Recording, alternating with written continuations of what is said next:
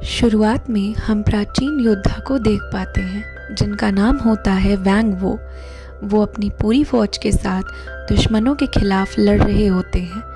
यहाँ पर हम ये देख पाते हैं कि वैंग के पास में 10 रिंग्स हैं जिनके अंदर अलग अलग तरह की शक्ति है, जो कि ज़रूरत के मुताबिक अपने आप को ढालकर दुश्मनों का सफाया करने में वैंग वो का पूरा साथ देती थी। उनके इन 10 रिंग में एंशिएंट पावर्स थी और साथ ही कोई भी उन्हें धारण करता था तो वो जिंदगी भर के लिए इमॉर्टल या फिर कह सकते हैं कि अमर हो जाया करता था। उन 10 रिंग्स का यूज करके वैंग ने अपने समय और साथ ही अपने समय के बाद वाले समय में भी काफी सारी लड़ाइयाँ जीती और ऐसा करीब 1000 सालों तक चलता रहा, जहाँ पर समय के साथ आगे बढ़ते वक्त उन्होंने अपनी एक बहुत ही खास टीम भी बिल्ड कर ली और उस टीम का भी नाम 10 रिंग्स ही रखा। पूरी टीम के साथ में वैंग वो ने काफी सारे गवर्नमेंट, काफी बड़ी शक्तियाँ, बड़े बड़े राजनेताओं और पूरे राजघरानों को मिटा दिया और इन सभी कारणों की वजह से ये 10 रिंग्स ऑर्गेनाइजेशन पूरे वर्ल्ड में काफी ज्यादा फेमस हो गई और अब धीरे धीरे करके वक्त गुजरता गया, जहाँ पर उन्होंने पूरी दुनिया को ही एक्वायर कर लिया। जिसके बाद में वो एक विलेज पर अपनी रिसर्च कर रहे थे, क्योंकि उन्हें ये सब किताबों से पता चलता था कि उस विलेज में मिथिकल क्रिएचर्स और जेम्स पाए जाते हैं। जेम्स कहा जाए तो मणियों को कहते हैं। ताकत की भूख न खत्म होने की वजह से वो उस गांव में जाकर अपनी पावर्स को बढ़ाना चाहता था, मगर वहां पर जाते वक्त रास्ते में एक मैजिकल फॉरेस्ट था, फिर कह सकते हैं जादू का जंगल उनका रास्ता रोकने लगता है, जिस वजह से उनकी गाड़ी टान से टकराकर गहराई खाई में गिर जाती। लेकिन वैंग गाड़ी से निकल जाता है, मगर गाड़ी में जो भी लोग मौजूद थे वहीं पर मर जाते हैं। वो इस सफर को यहाँ पर खत्म ना करके अपने सफर को जारी रखता है, जहाँ पर रास्ते में जाते वक्त उसे इस जंगल की गार्डियन मिलती है जिसका नाम होता है येंगली। अपने सामने एक अनजान शख्स को देखकर वैंग उसे वापस लौट जाने के लिए कहती, मगर वो अपने आप को महान शक्तिमान समझकर उससे लड़ने की चुनौती दे डालते हैं और देखते ही देखते उन दोनों के बीच में बहुत ही खतरनाक फाइट हो जाती है, जहाँ पर एक तरफ तो वैंग के पास में 10 रिंग्स की पावर थी, वहीं येंगली को काफी अच्छे मार्शल आर्ट्स आते थे जिनके अंदर मैजिकल पावर मिक्स थी। दोनों की एक दूसरे की कड़ी टक्कर होती है, जिसे देखकर व्यूअर्स को ये लगने लगता है कि यहाँ पर येंगली वैंग पर भारी पड़ रही है। इसी के बीच हम ये भी देख पाते हैं कि वैंग को येंगली से प्यार हो जाता है, क्योंकि अपनी जिंदगी में आज तक वैंग को अपने जैसा खतरनाक योद्धा कभी नहीं मिला और पहली बार लड़ाई की इतनी शानदार योद्धा को देखकर तो वो अपना दिल ही दे बैठता है। जिसके बाद में कुछ समय निकलने पर वो दोनों आपस में शादी कर लेते हैं। जिस जगह पर ये लोग पहले रहा करते थे उस जगह का नाम था टालो, मगर वहाँ के लोगों को वैंग को यहाँ पर रखना पसंद नहीं था, जिस वजह से वो विलेज वाले उन दोनों को ही वहाँ पर नहीं रहने देते थे। इसके बाद में सीन शिफ्ट होता है कुछ साल आगे, जहाँ पर हम बेबी शांग-ची को देख पाते हैं, जहाँ पर येंगली उसे अपने पास्ट की इस सारी बातें बता रही होती है कि किस तरीके से तुम्हारे फादर को बहुत ही अच्छे वॉरियर थे, उन्होंने मेरे साथ में शादी कर ली और फिर तुम इस दुनिया में आए। साथ ही वो शांग-ची को डालो की ग्रेट प्रोटेक्टर एक ड्रैगन के बारे में भी बता रही होती है और वो शांग-ची को एक लॉकेट भी गिफ्ट देती है। जब कभी भी तुम अंधेरे में फंस जाओगे तो यही रोशनी तुम्हें आगे का रास्ता दिखाएगी। उस लॉकेट पर ग्रीन या फिर कह सकते हैं हरी मणि लगी होती है। जिसके बाद में सीन शिफ्ट होता है प्रेजेंट टाइम में, जहाँ पर हम इस वक्त में अब शांग-ची बड़ा हो चुका होता है। वो कैलिफोर्निया में होता है। उसने अपना नाम शांग-ची से चेंज करके शोन रख लिया होता है, जहाँ उठने पर उसे एक अपने घर में पोस्ट कार्ड मिलता है जिस पर सेम टू सेम वैसा एक ड्रैगन बना होता है, जिसकी कहानी उसकी मॉम उसे बचपन में सुनाया करती थी। वहीं पर अब अगले दिन में देख पाते हैं कि वही दरबान की जॉब कर रहा होता है। होटल के बाहर यानी कि लोगों की गाड़ियों को पार्क करना ही वहीं पर इसकी फ्रेंड भी दिखाई जाती है जिसका नाम होता है केटी। अपने दिन भर का काम खत्म कर लेने के बाद में रात को ये लोग डिनर पर अपने दोस्तों के साथ बैठे होते हैं, जहाँ उनके फ्रेंड उन दोनों की इंसल्ट कर रही थी और कहती है कि तुम दोनों काफी टैलेंटेड हो, स्मार्ट हो, इतने अच्छे खासे एजुकेटेड हो, फिर भी दरबार की नौकरी करते हो, गाड़ियां पार्क करते हो। मगर इन सारी बातों को सुनकर शॉन और केटी को कोई फर्क नहीं पड़ता है, क्योंकि वो दोनों अपने काम से काफी खुश थे और अब रात में भी काफी ज्यादा हो चुकी थी, इसीलिए वो घर जाने का डिसाइड करते हैं। मगर जैसे ही दोनों की थोड़ी देर पहले इंसल्ट भी हुई थी और दोनों को थोड़ा अच्छा भी नहीं लग रहा था, इसकी वजह से वो अपना अपना रुख घर की जगह बार में मोड़ लेते हैं और वहाँ पर काफी सारी ड्रिंक्स करते हैं, नाचते हैं, गाते हैं एवं ऐश करते हैं। और क्या रात को काफी ज्यादा मस्ती कर देने की वजह से मॉर्निंग में जॉब के लिए दोनों को लेट हो जाती है। मगर रास्ते में कुछ गुंडे शॉन की हरी लॉकेट को देखकर उसे कहते हैं कि लॉकेट हमें दे दो। शॉन लॉकेट को देने से मना कर देता है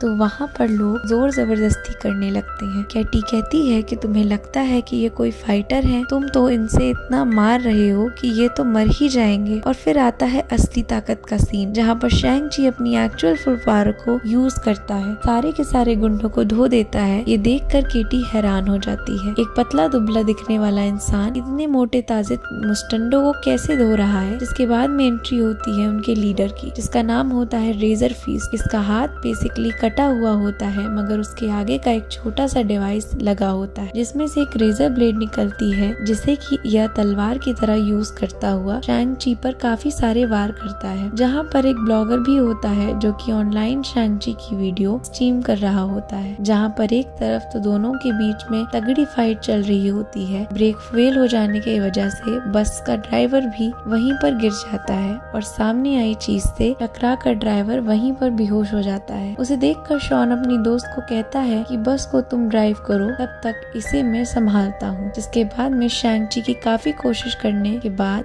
बस को 2 हिस्सों में डिवाइड कर देता है। एक वो हिस्सा जहाँ पर एक रज़ार फर्स्ट यूज फाइट कर रहा होता है, वहीं पर दूसरा हिस्सा जिसका अंदर इस बस के सारे पैसेंजर्स बैठे होते हैं। लेकिन अब जैसे ही बस के ब्रेक फेल हो चुके थे तो वहाँ पर वो बेकाबू स्थिति में होकर काफ़ी सारी गाड़ियों को नुकसान पहुँचाते हुए एक जगह आकर भिड़ जाती है। जिसके बाद में शैंग-ची देख पाता है उसके गले में तो उसका लॉकेट है ही नहीं। इसका मतलब ये था कि वो गुंडे जिस काम के लिए आए थे वो इसमें कामयाब हो गए हैं। इस एक्सीडेंट से शैंग-ची तो ये को क्लियर हो चुका था कि ऐसे 2 लॉकेट थे, क्योंकि एक मॉम ने शीलिंग को भी दिया था। यहाँ पर शैंग-ची को लगता है कि अगर वो गुंडे मेरे पीछे आए थे इस लॉकेट को लेने के लिए तो वो ज़रूर उसकी बहन के पास में भी जाएंगे। इसीलिए शैंग-ची अपने घर वापस आकर अपनी बहन को बचाने के बारे में सोचता है। जहाँ पर केटी उससे पूछती है कि आखिर वो कौन थे और तुमसे फाइट क्यों कर रहे थे और तुमने काफी कड़ी टक्कर दी, आखिर तुम हो कौन? क्योंकि मैं जिस शॉन को जानती थी उसके अंदर तो इतनी ताकत नहीं थी कि वो इतने मोटे तगड़े लोगों को उखाड़ पाए। तो फाइनली यहाँ पर शॉन ये सारी सच्चाई बताता है और कहता है कि वो जो गुंडे जिनका आज मैं सामना किया वो मेरे फादर ने भेजे थे मुझे ये लॉकेट लाने के लिए, और अब डेफिनेटली वो गुंडे मेरी बहन के पास भी जाएंगे क्योंकि दूसरा सेम लॉकेट उसके पास भी है। इन बातों को सुनकर केटी काफी दुखी हो जाती है क्योंकि उसे तो इस वक्त में ये भी नहीं पता था कि शॉन की कोई सिस्टर भी है। जिसके बाद में अब ये दोनों ही मकाओ के लिए निकल जाते हैं। शिलिंग रहा करती है। प्लान में अगेन केटी शैंग-ची से पूछती है कि अगर तुम इतने बड़े योद्धा बने तो कैसे बने। शैंग-ची उसे बताता है कि उसकी मदर की डेथ के बाद उसके फादर यानी कि वैंग उसे हार्ड ट्रेनिंग देना स्टार्ट कर दिया था और इसी वजह से वो हर टाइम बस ट्रेनिंग ही किया करता था, बड़े बड़े योद्धाओं से लड़ता था, नई फाइटिंग टेक्निक्स को सीखता था। और जब वो 14 साल का हुआ तो उसके पिता ने उसे उसका पहला मिशन दिया, मगर किसी वजह से वो अपने इस मिशन को पूरा नहीं कर पाया। और जैसे ही उसके फादर ने उसे फर्स्ट मिशन दिया था वो पूरा नहीं कर पाया। इस वजह से उसे लगा कि घर वापस जाना सही नहीं होगा, इसीलिए उसने अपने पिता को जिंदगी भर अपनी शक्ल ना दिखाई और घर छोड़कर चला गया। जिसके बाद में सीन शिफ्ट होता है मकाऊ, जहाँ पर ये दोनों अपनी फाइनल डेस्टिनेशन पर पहुंच जाते हैं। शिलिंग से मिलने के लिए केटी मकाओ को देखकर काफी ज्यादा इम्प्रेस हो जाती है क्योंकि वो पहली बार अमेरिका से बाहर निकली थी। उसे ये जगह काफी ज्यादा पसंद आती है, पर एक आदमी से भी मिलती है जो कि मकाओ की इलीगल फाइट क्लब में लेकर जाता है। और जैसे ही उस ब्लॉगर की वजह से ऑनलाइन स्ट्रीम होती हुई ये फाइटर पूरी दुनिया के अंदर काफी ज्यादा वायरल हो चुकी थी, तो यहाँ पर ये शख्स भी शैंग-ची को बहला फुसलाकर उसे आज रात की फाइट के लिए साइन करवा लेता है। जहाँ पर पहुँचने के बाद यहाँ पर हम काफी सारे बैटल्स को देख पाते हैं, जिसमें सबसे इंटरेस्टिंग बैटल था वोंग और एबोमिनेशन के बीच। यहाँ पर इन दोनों के बीच में तगड़ा योद्धाओं की फाइट होती है। वे वैंग जीत जाता है, जिसके बाद में फाइनली बैटल के अंदर फाइट होती है शैंग-ची की एक अनजाने वॉरियर से। ये दोनों ही अपनी चाइनीज चाइनीज मार्शल आर्ट्स में काफी सदा माहिर होते हैं। लेकिन अब शैंग ची को पता चलता है कि वो वॉरियर कोई नहीं बल्कि उसी की बहन शैंगली, और अब देखते ही देखते दोनों ने बीच में तगड़ी फाइट स्टार्ट हो जाती है। क्योंकि शैंगली शैंग ची पर काफी ज्यादा गुस्सा थी, वो उसे रोकने लगता है, लड़ता भी नहीं और बताने की कोशिश भी करता है कि इस वक्त तुम्हें बचाने के लिए यहाँ पर आया हूँ। लेकिन फिर भी शिलिंग उस पर काफी ज्यादा गुस्सा थी, उसे काफी बुरा मारती है, जहाँ पर हम इस इंसिडेंट से रिलेट एक फ्लैशबैक सीन देख पाते हैं। अंदर बचपन में शिलिंग अपने भाई शॉन को कह रही होती है कि तुम्हें इस मिशन पर नहीं जाना चाहिए, मैं अकेली हो जाऊंगी, मुझसे प्रॉमिस करो कि तुम आओगे। मगर शैंग ची कहता है कि मैं 3 दिन बाद वापस अपने काम को पूरा करके आ जाऊंगा। हमारे फादर ने मुझे एक खास मिशन के लिए चूज किया है। मगर जैसे ही वो अपने मिशन में कामयाब नहीं हो पाता, इसीलिए वो अपने पिता से नजर ना मिलाने के कारण घर छोड़कर भाग गया था, और इस वजह से उसका शाइनिंग को दिया हुआ वादा भी टूट जाता है। और यही रीजन था कि शाइनिंग उसके ऊपर काफी ज्यादा गुस्सा थी और अपने सामने से आते ही उसे ठोकना बजाना स्टार्ट कर दिया। उस फाइट में जीत जाने के बाद में शिनलिंग उसे ये भी बताती है कि ऑलरेडी इस पूरे क्लब की ओनर हूँ, इसीलिए मुझे किसी से डरने की जरूरत नहीं है। भले ही कोई भी मुझसे लड़ने के लिए आए, मैं इसे अपने आप संभाल लूंगी। शैंग ची कहता है कि अगर तुम्हें मेरी जरूरत ही नहीं तो आखिर तुमने मुझे वो पोस्ट कार्ड क्यों भेजा था। इसे सुनकर शैंगली कहती है कि मैंने तो तुम्हें कोई भी पोस्ट नहीं भेजी, आखिर तुम किसके बारे में बात कर रहे हो। तो शैंग ची उससे वो कार्ड दिखाता है, उसके ऊपर वही ड्रैगन बना था जो कि बचपन में कभी उसकी माँ ने उसे बनाकर दिखाया करती थी। जिसके बाद में उसे देख वो दोनों समझ जाते हैं कि ये सब कुछ इनके फादर की ही चाल है। और अब देखते ही देखते वहाँ कुछ और वॉरियर्स आकर उन पे हमला करना स्टार्ट कर देते हैं, जिसमें से मौका पाकर तो स्टाइलिंग खुद वहाँ से निकल जाती है। और अब बचने के लिए यहाँ पर केटी और शैंग ची उनके ऊपर वैंग की 10 रिंग्स वाली टीम हमला कर बैठती है। उन सभी गुड़ों में रेजर फीस भी शामिल था, और ये साथ ही एक और नए फाइटर जिसका नाम था डेथ डीलर, वो दोनों ही वहाँ से बचने के लिए बैम्बू स्टिक पर चढ़ जाते हैं और दूसरी बिल्डिंग में जाने की कोशिश करते हैं। लेकिन अब जैसे ही वहाँ पर 10 रिंग्स की टीम आकर उन दोनों पर हमला कर देती है तो शैंग ची को बचने का मौका नहीं मिलता और एक काफी क्रिटिकल सी कंडीशन हमें देखने को मिलती है। मगर तभी केटी को बचा लेती है शैंगली। यहाँ पर अब शैंगली भी उन लोगों के खिलाफ लड़ाई करना स्टार्ट कर देती है। शैंग ची के साथ में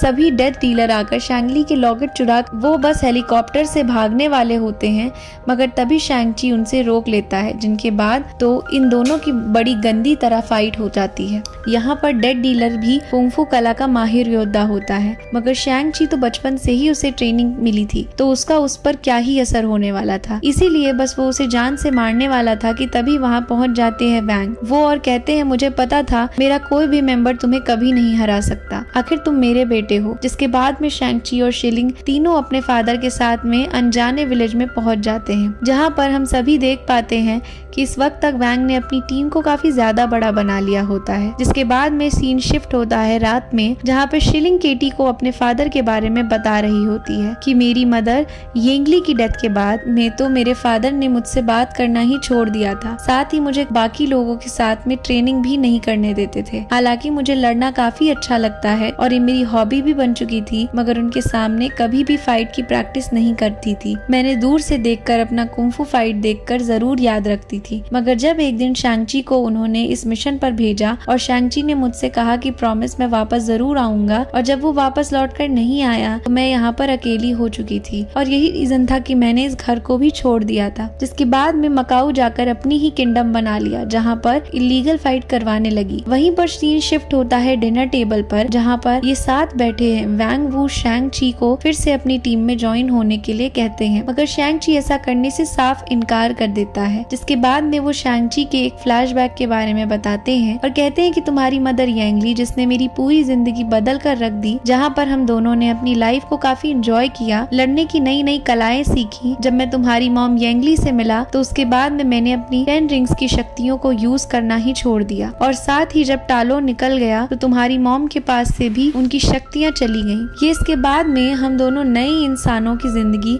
गुजर बसर के साथ ही शैंग ची को ये भी बताता है कि कुछ समय पहले मुझे एक ऐसी किताब मिली जिसके अंदर तारो ब्रिज के बारे में लिखा था। वहाँ छुपा साम्राज्य जो कि आज के हजारों साल में इंसानी नजरों से छुपा हुआ है। तुम्हारी मम्मी वो यहीं से आई थी, और जैसे ही हम सभी जानते हैं कि वो भी इस वक्त हमारे बीच में नहीं है, मगर मुझे पता चल चुका है कि वो कहाँ पर है। वे भी टालो विलेज के एक जादू के दरवाजे के पीछे छिपी हैं। उसने मुझे खुद आकर कहा है कि आकर मुझे छुड़ा लो। मगर ये सारी बातें सुनकर शैंग-ची उन पर जरा भी विश्वास नहीं करता। इसीलिए वैंग दोनों बंदों लॉकेट जो कि उनकी शैंग-ची और शिलिंग के लिए थे, वो दोनों को ही एक ड्रैगन की आंख में लगा देता है, जो कि बिल्कुल उसी के बने हुए थे।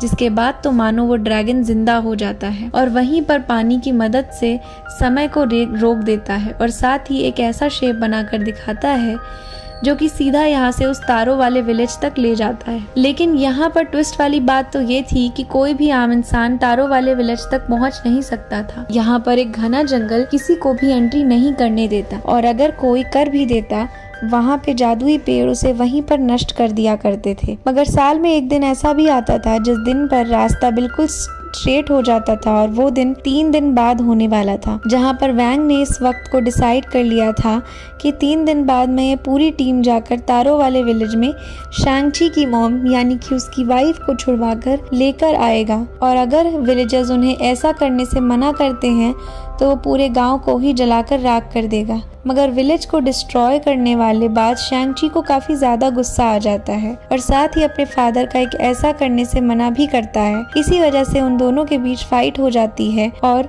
गुस्से में आकर वैंग इन तीनों को एक सेल में बंद कर देता है, जहाँ पर हम इस कहानी के एक कैरेक्टर से मिलते हैं जिसका नाम होता है ट्रैवल्स लॉटरी के नाम से भी जाने जाते हैं। यहाँ पर ट्रैवल बताते हैं कि तुम्हारे पिता वैंग ने मुझे भी इसी जगह पर काफी टाइम से कैद करके रखा है। वो शैंग-ची को बताते हैं कि कुछ लोगों के नकली 10 रिंग्स बनाकर आयरन मैन के खिलाफ जंग छेड़ दी थी, मगर आयरन मैन ने मुझे पकड़वा दिया। मगर वहाँ से मुझे वैंग ने छुड़वा दिया क्योंकि वैंग को ये लगता था कि मेरे पास में जरूर कुछ पावर होगी, मगर मैं तो बस एक छोटा सा कलाकार हूँ। और जब मैंने उन्हें अपनी एक्टिंग दिखाई तो वो मुझसे काफी छोटा इम्प्रेस हुए और उन्होंने मुझे अपने साम्राज्य में रख लिया। अभी यहाँ पर एक मैजिकल क्रिएचर को भी देख पाते हैं जो कि बेसिकली इस वक्त तक ड्राइवर का पेट बन चुका होता है। इसका नाम होता है मॉरिस। देखने में काफी सुंदर, रंगीन, मगर बिना सर का ये जानवर कुछ बोल तो नहीं सकता था, मगर इसकी भाषा ड्राइवर को काफी अच्छे से समझ में आती थी। हालांकि वहाँ पर मौजूद ये तीनों ही एक मैजिकल क्रिएचर मॉरिस को देखकर काफी ज्यादा डर जाते हैं, लेकिन तभी ड्राइवर उन्हें बताता है कि ये क्रिएचर तुम्हारी मॉम के साथ हमेशा रहता था। सिर्फ टालो यह एक क्रिएचर है जो तुम्हारी मॉम के साथ इस दुनिया में आया, मगर ये अपने घर जाना चाहता है और इसीलिए मॉरिस शैंग-ची को आज ही उस तालाब के विलेज में ले जाने के लिए रास्ता बताने के लिए तैयार था। हालांकि यहाँ पर शैंग-ची भी समझ चुका था कि अगर उसके पिता की टीम यानी कि 10 रिंग्स उस गांव में पहुंच गई तो वो पूरा गांव को जलाकर राख कर देंगे। इसीलिए उसे जाकर सबसे पहले वहाँ के लोगों को ये इन्फॉर्म करना था कि उनके ऊपर एक बड़ा खतरा आ रहा है और इसीलिए ये तीनों ही मॉरिस को लेकर वहाँ अपने पिता की गाड़ी उसके जेल से भाग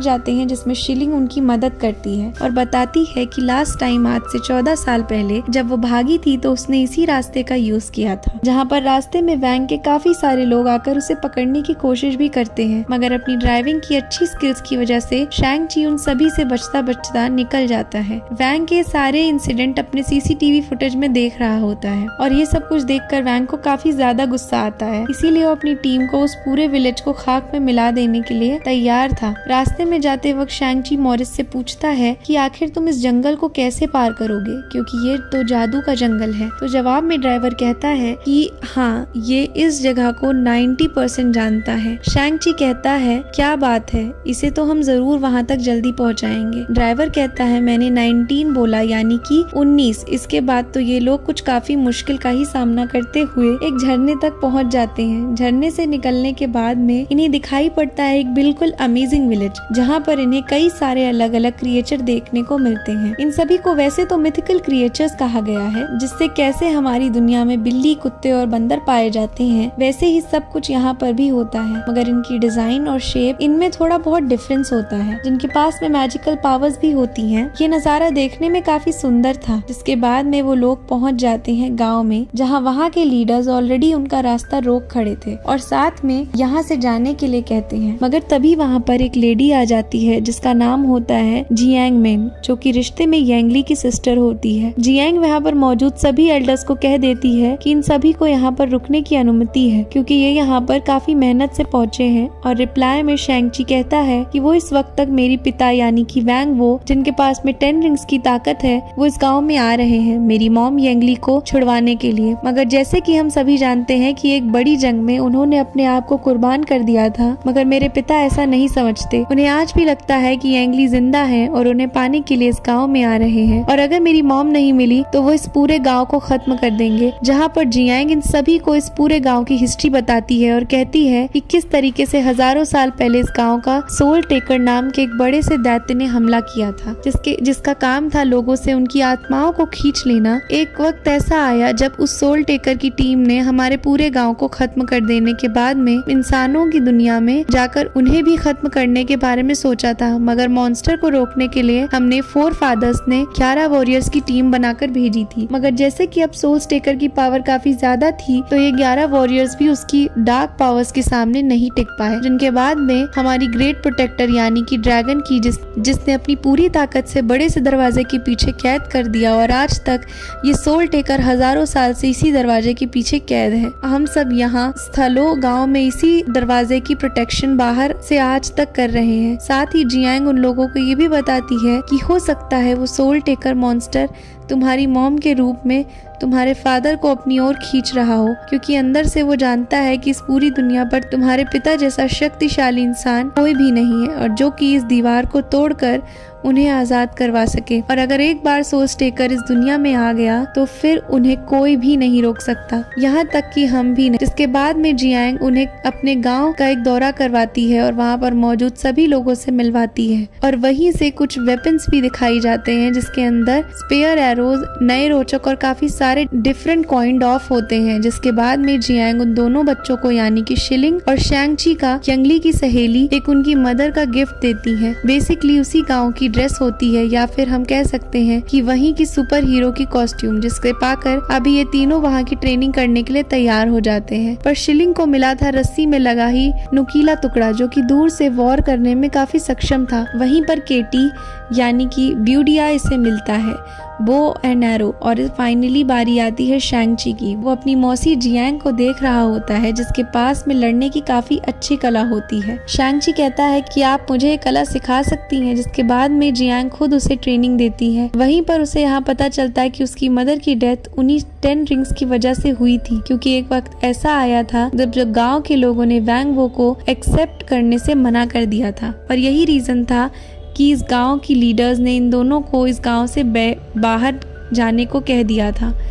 मगर जैसे कि अब यांगली उसे प्यार करती थी, इसीलिए यांगली ने इस गांव को वैंग के साथ छोड़ने का वादा कर दिया था। यहाँ पर दोनों की शादी हो जाने के बाद वैंग ने जब अपने 10 रिंग्स को उतार दिया तो उन दोनों में अपनी एक आम इंसानों की जिंदगी को स्टार्ट किया। मगर जैसे कि अब 1000 सालों में 1000 दुश्मन होने लाजमी सी बात है, तो वहाँ पर कुछ ऐसे दुश्मन जिन्होंने वैंग की गैरहाजिरी में यांगली पर हमला कर दिया, वहाँ पर छोटा शैंग-ची भी था। जैसे कि यांगली ने कह दिया था कि तुम दूर खड़े रहना और सभी से मैं लड़ लूंगी, मगर इसी लड़ाई में यांगली मारी गई। जब कुछ देर बाद में वैंग वहां पर पहुंचा तो उसे अपनी पत्नी को वहां पर नहीं पाया, इसीलिए अपने बाकी सभी दोस्तों से पूछता हुआ वो दुश्मनों तक पहुंचा, जिस पर उसने शक था कि वहां पर वो अपने बेटे शैंग-ची को भी साथ में लेकर गया, जहां पर अगेन एक बहुत ही तगड़ी फाइट सीन दिखाई जाती है। वक्त तक वैंग ने अपनी 10 रिंग्स को फिर से पहन लिया था और वो बन चुका था महान शक्तिमान। अपने बेटे की ही सामने दुश्मनों को सजा देते हुए वे अपने बेटे को एक ही बात सिखाता है कि अगर तुम मजबूत नहीं बनोगे तो दुनिया में जीत नहीं पाओगे। हालांकि वो तो एक किराए के टट्टू था जिसने कि उसके घर में घुसने की जरूरत करी थी। इसीलिए वैंग ने अपने बेटे शैंग-ची को तैयार करने के बारे में सोचा कि बड़ा होकर अपनी माँ का बदला वही लेगा। और वहीं पर पहली मिशन जो कि शैंग-ची को उसके फादर ने मिला था, जहां पर सीन शिफ्ट होता है रात में। इस वक्त शैंग-ची अकेले बैठा होता है। वहीं पर केटी भी पहुंच जाती है, जहां पर शैंग-ची उसे बताता है कि वो अपने मिशन में पास हो चुकी थी, यानी कि उसने अपनी मॉम को कातिल को जान से मार दिया था। मगर जैसे कि उसकी मॉम ने कहा था कि कभी किसी को जान लेना अच्छी बात नहीं है, तो सेल्फ डिफेंस में की गई लड़ाई एक अलग बात होती है, किसी को जान से खत्म कर देना एक अलग बात होती है। शैंग-ची कहीं अपनी ही नज़रों में न टूट जाए, इसीलिए उसने मिशन को ख़त्म करके वापस इसने घर जाना सही नहीं समझा, और यही रीज़न था कि वो घर से भाग चुका था। जिसके बाद में शुरुआत होती है अगले दिन की, जहाँ पर अपने सभी वॉरियर फाइटर के लिए तैयार थे। वहीं पर हम कई सारे मिथिकल क्रिएचर्स को भी देख पाते हैं, और इस वक्त तक शायद शिलिंग और शैंग-ची अपने कॉस्ट्यूम पहन लिए होते हैं, मगर केटी को इस वॉर के लिए चुना नहीं जाता है और वो इस वक्त तक तैयार नहीं थी। इसके बाद में एंट्री होती है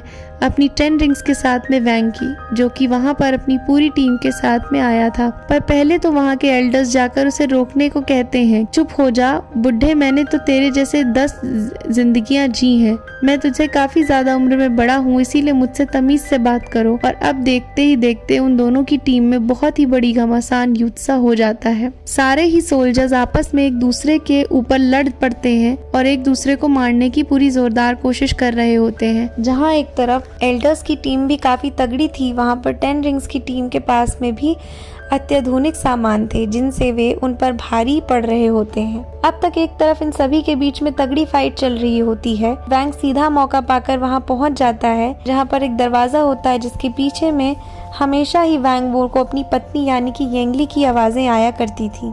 आगे जाते वक्त उसका रास्ता रोकता है शैंग-ची, तो वैंग वो उसे कहता है कि मेरे रास्ते से हट जाओ।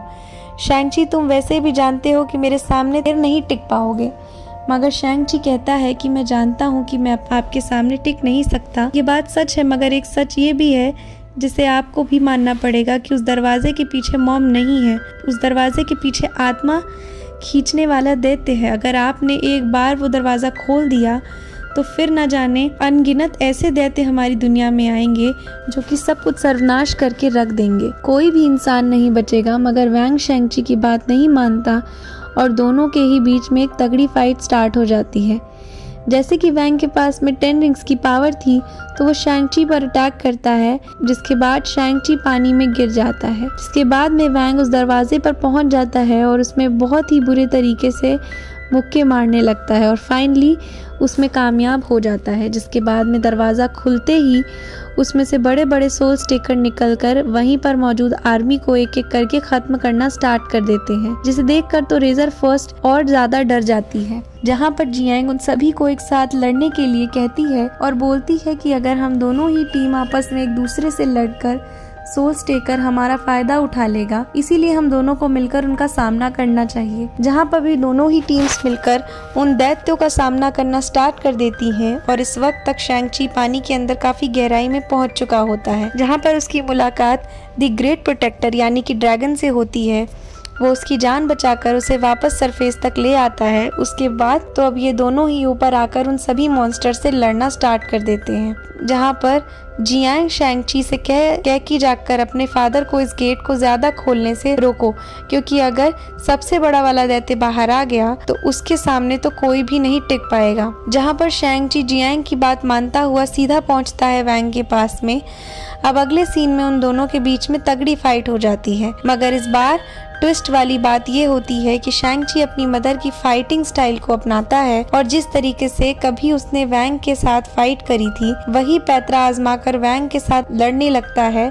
और एक मोमेंट ऐसा आता है जब 10 से 5 रिंग उसके पास में आ जाती हैं। वहीं पर उनका कलर भी चेंज हो जाता है। जो रिंग कभी वैंग के पास रहकर ब्लू में चमकती थी, वो अब शैंग-ची के पास आकर गोल्डन कलर में चमकने लगती हैं। यानी कि कह सकते हैं कि उन रिंग्स की असली पावर आ चुकी थी।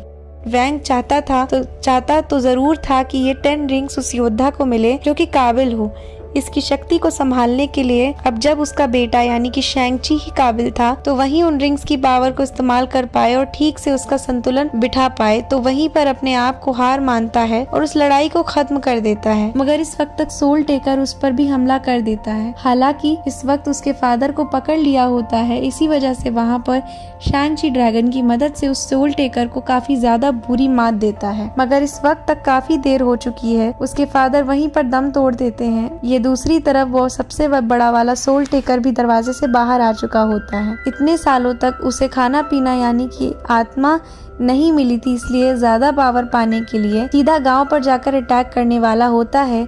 ताकि ज़्यादा आत्माएं खाकर बहुत ही ज़्यादा ताकतवर बन जाए। शैंग-ची को लगता है कि अगर उसने इस पूरे विलेज की आत्माओं को कंज्यूम कर लिया तो फिर उसे रोकना नामुमकिन है। इसीलिए उसी द ग्रेट प्रोटेक्टर यानी कि ड्रैगन के साथ भागकर उस बड़े से सोल टेकर का सामना करना स्टार्ट कर देता है, जहाँ पर शैंग-ची ड्रैगन की सवारी करता है और ये दोनों तेजी से उसी के आगे बढ़ने लगते हैं। ग्रेट वॉरियर्स के बीच में जो लड़ाई दिखाई पड़ती है यानी कि सोल टेकर और द ग्रेट प्रोटेक्टर, हालांकि इस वक्त तक सोल टेकर काफी ज्यादा आत्माओं को खींच लिया होता है, इसीलिए वो ड्रैगन की आत्मा खींचकर उसे भी जान से मारने लगता है। इस वक्त शैंग-ची ड्रैगन को बचाने की पूरी कोशिश करता है, मगर जैसे ही उसकी बहन शीलिंग उसके साथ में होती है वो पहले अपनी बहन को बचाने के बारे में सोचता है और यहाँ पर वो काफी क्रिटिकल कंडीशन हो जाती है, जहाँ पर ये तीनों ही उस सोल टेकर की वजह से काफी ज्यादा प्रॉब्लम में आ चुके होते हैं। मगर तब यहाँ पर चमत्कार हो जाता है और केटी अपने एरो को ठीक करके उसी सोल टेकर के गले पे मारती है, जिस पॉइंट पर सोल टेकर की सारी पावर्स को अपने गले में खींच लिया होता है और अब देखते ही देखते उसके हाथ में ड्रैगन छूट जाता है, जहाँ पर मौका पाकर द ग्रेट प्रोटेक्टर अपने पानी की पावर से उसी सॉलिटर को कैद कर लेता है और शैंग-ची अपने 10 रिंग्स उसी के अंदर घुसेड़ देता है और अपनी पूरी पावर के साथ फाड़ देता है। और इसी के साथ शानदार फाइट यहीं पर खत्म होती है, जिस वक्त तक एक बड़ा हादसा टल चुका होता है और इसी के साथ ये शानदार मूवी यहीं पर खत्म होती है। वहीं पर इस मूवी का एक पोस्ट क्रेडिट सीन भी देख पाते हैं, जिसके अंदर केटी और शैंग-ची अब वापस न्यूयॉर्क सिटी कैलिफोर्निया पहुंच चुके होते हैं और अपने उन दोस्तों के साथ में डालो में हुई घटना के बारे में बात कर रहे होते हैं। तो वो दोनों ही उनका मजाक उड़ाते हैं कि ये तुम क्या बात कर रहे हो, इतना भी कोई फेंकता है। मगर तभी पीछे अपनी तिलिस्मी ताकत के साथ में वैंग पहुंच जाता है तो कहता है कि हमें शैंग-ची तुम्हारी जरूरत है, जल्दी हमारे साथ चलो। देखते ही देखते केटी और शैंग-ची वैंग के साथ में निकल जाते हैं, जिसको देखकर दोनों दोस्त वहीं पर शॉक हो जाते हैं।